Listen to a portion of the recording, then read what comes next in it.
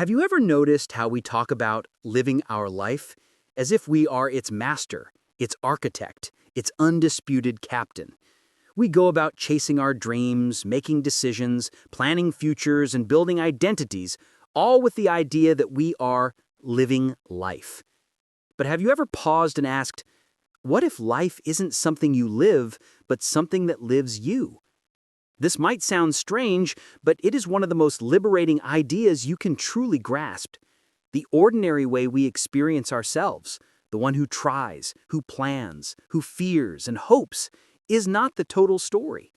That you is not the author of life, but a character in a much larger play. Life, it turns out, is not a servant obeying your commands.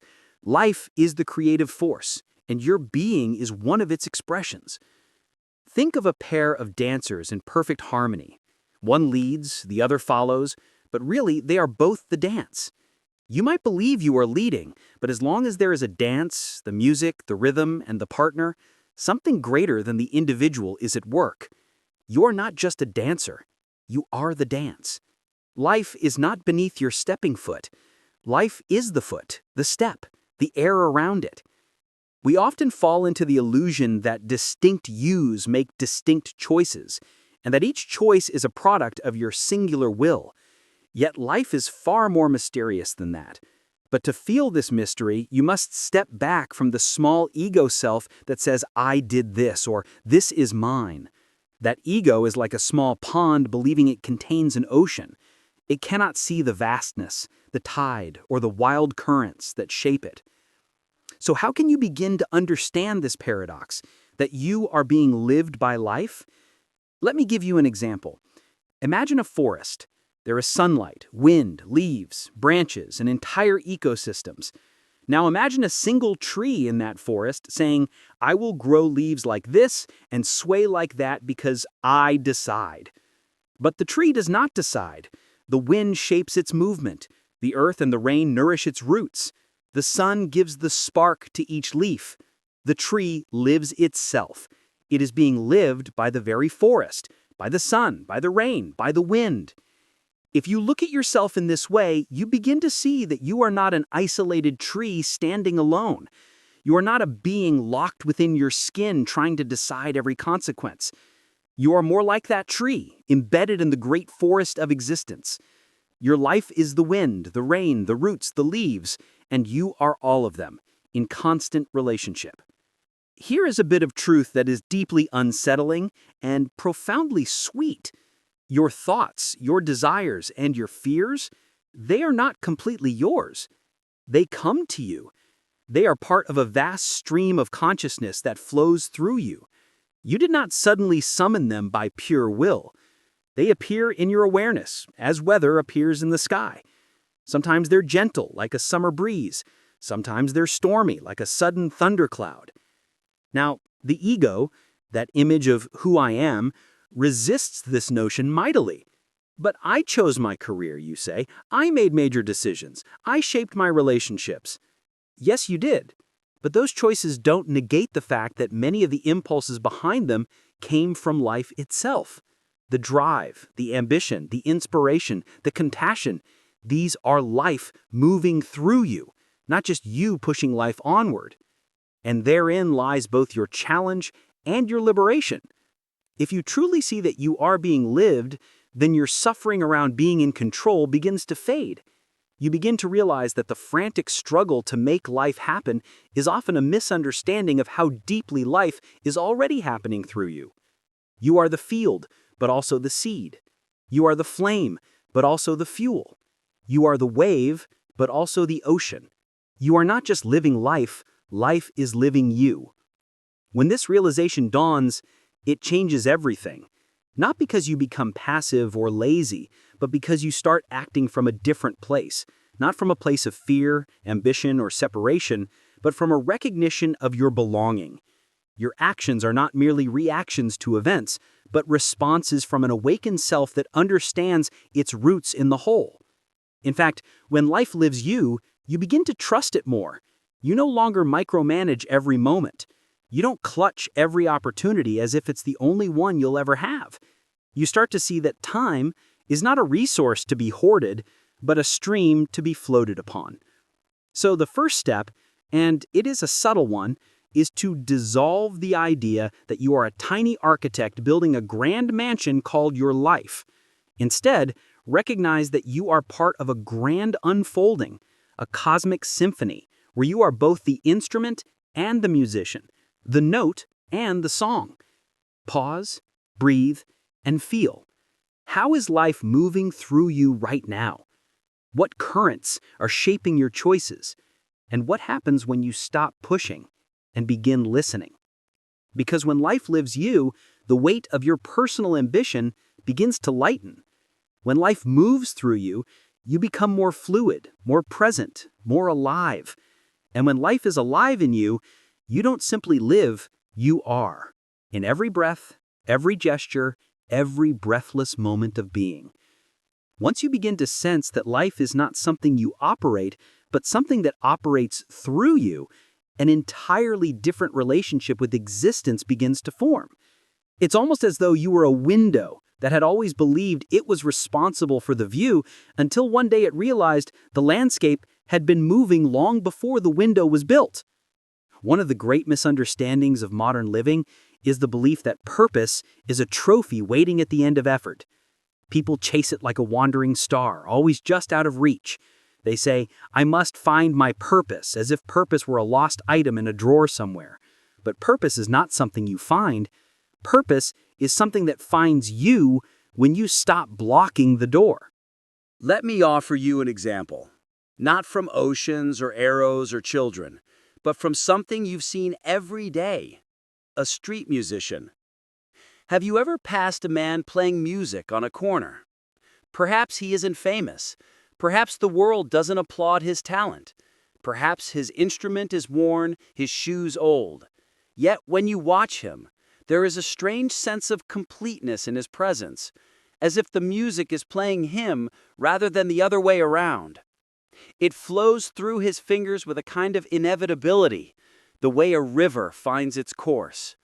Whether 2 people stand to listen or 50 walk past without noticing, he plays with the same devotion.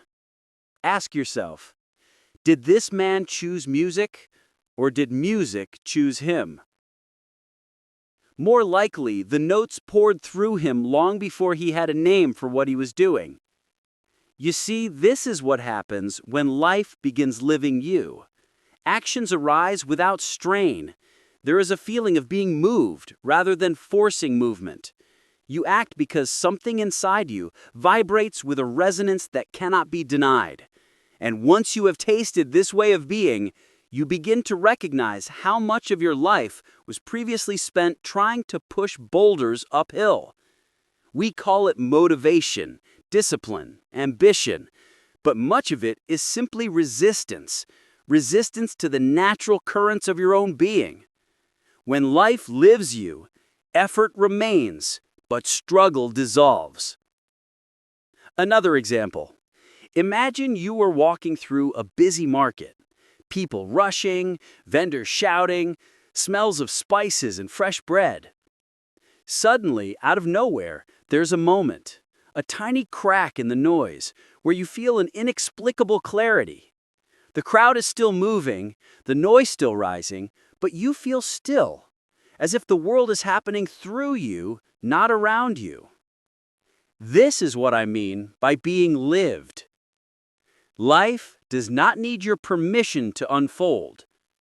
Life only asks that you stop pretending you are separate from it.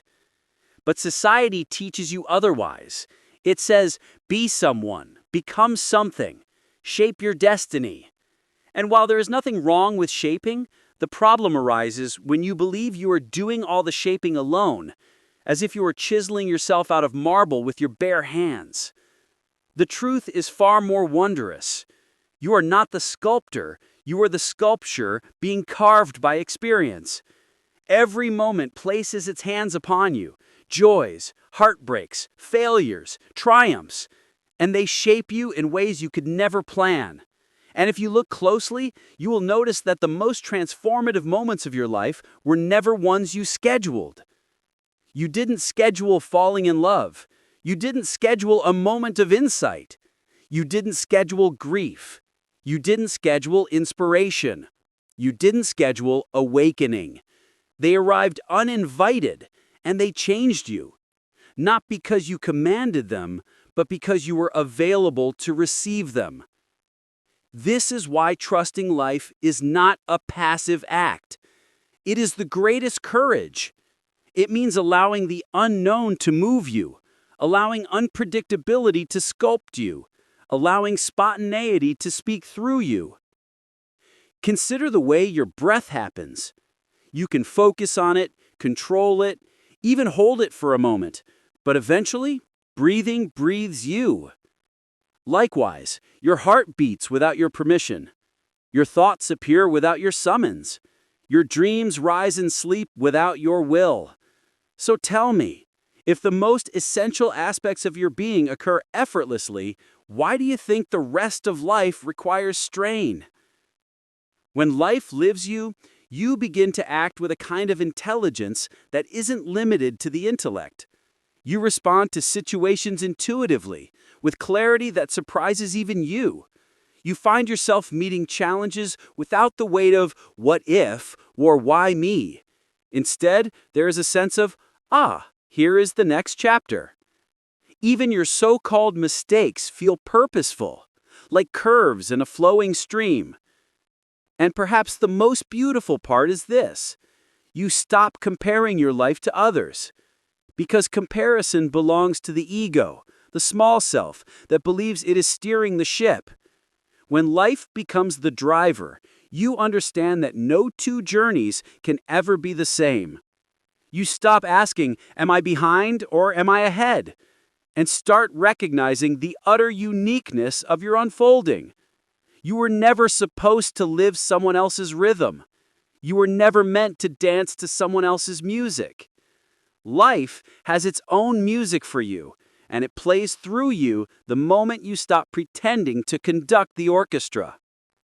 My friend, there is a moment in every human life, sometimes quiet as a breath, sometimes violent as an earthquake, where you suddenly realize that everything you've been clinging to is slipping through your fingers. A job you thought was permanent disappears. A person you thought would stay forever walks away. A belief you've held since childhood collapses in a single conversation. And in that sudden shaking, you feel terror because you think you are losing control. But here is the truth you were never taught.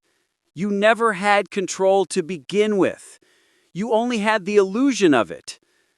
We plan our futures like architects drawing perfect blueprints of a house built on sand, and then we wonder why the structure never stands the way we imagined. You see, we have this strange obsession, this belief that life is something we can grip like a steering wheel and force into a particular direction. But life has never obeyed the grip of human hands. Life has always flowed its own way. And the more tightly you try to hold it, the more violently it slips away. Let me give you a picture. Imagine a man holding a fistful of river water. The harder he clenches his fist, the faster the water escapes. His grip becomes a trap, not for the water, but for himself. That's how most people live. Desperately, fearfully, clinging to ideas, identities, expectations, hoping that if they squeeze tightly enough, nothing will change. But everything changes. Everything. And when you fight change, you don't stop it. You only exhaust yourself. Think of this.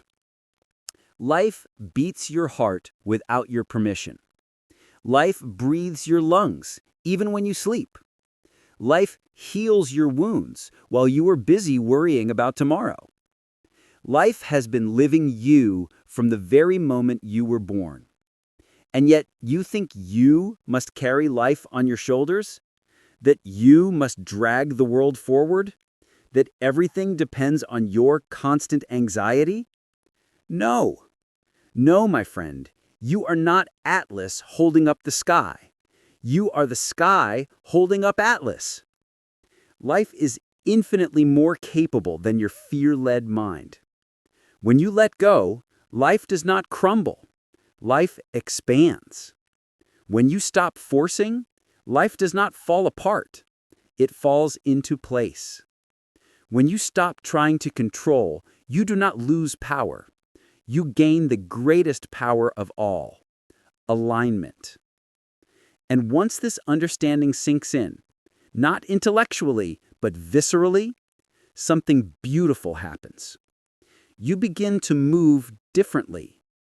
Your steps become lighter. Your decisions become clearer. Your relationships become more honest. Your presence becomes more grounded. You stop chasing life. You start responding to it. You stop wrestling with fate. You start following the rhythm. You stop living as if you are the commander and start living as the participant. This is what it means to allow life to live you. Not passively, but intelligently, gracefully, powerfully.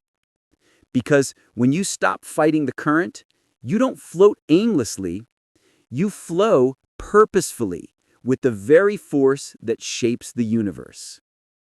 My friend, there comes a moment, sometimes at midnight, sometimes in the middle of a crowd, when life confronts you with a truth so powerful, so disarming, that everything you thought you knew about yourself begins to crumble.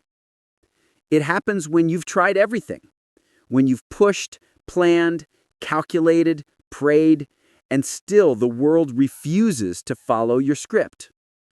In that moment, you face a crossroads.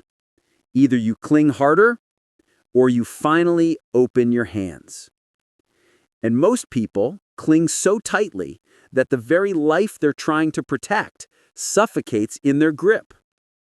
But the courageous ones, the ones who allow themselves to break open, they discover something astonishing. When you finally stop holding on, life holds you. You see, we live under the illusion that we are the authors of our every move, that we make life happen, that we drive the engine of existence through personal effort, personal ambition, personal will. But the deeper you look, the more you'll see life has been happening to you, through you, as you, long before you had any idea what you even meant. And yet you walk around believing, I am in charge, I am controlling all this. But the truth you have been avoiding, is that you are not the commander of life. You are the expression of life. You are the surface ripple of something vast, ancient, and utterly beyond your control. Let me tell you a small story, not of a sage, not of a monk, but of a man like any other. He spent his life trying to force every situation into obedience. He controlled his schedule, his relationships, his emotions, even his laughter. He lived like a clenched fist. And for a long time, it worked, at least on the surface. His life looked polished, impressive, but inside, he was tired, exhausted from carrying a world that was never his to carry. Then one morning, he received news that shattered his plans in one blow. Everything he had built suddenly seemed meaningless, fragile, absurd. And in that collapse, that terrifying collapse, something incredible happened. He felt a strange stillness, a quiet beneath the chaos. It was as if something whispered to him, "You can rest now. You never had control." He realized, perhaps for the first time in his life, that life was not asking him to be strong. Life was asking him to be honest. Honest enough to admit he didn't know where things were going. Honest enough to admit he wasn't driving the ship, he was being carried by the ocean. And in that honesty, he found peace. Not the peace that comes from solving all problems, but the peace that comes from no longer pretending to be the universe's manager. This is the shift, my friend. This is the awakening. When you stop believing the lie that you must control the unfolding of your existence, you begin to see the miracle in front of you. Life has been orchestrating itself with exquisite intelligence long before you showed up with your fears and plans. And when you align with that intelligence, not resisting, not forcing, not clinging, you begin to move with a grace you never imagined possible. Suddenly, the right people appear, the right insights arrive, the right opportunities emerge not from effort, but from awareness. This is not magic. This is what happens when you stop screaming over life's whispers.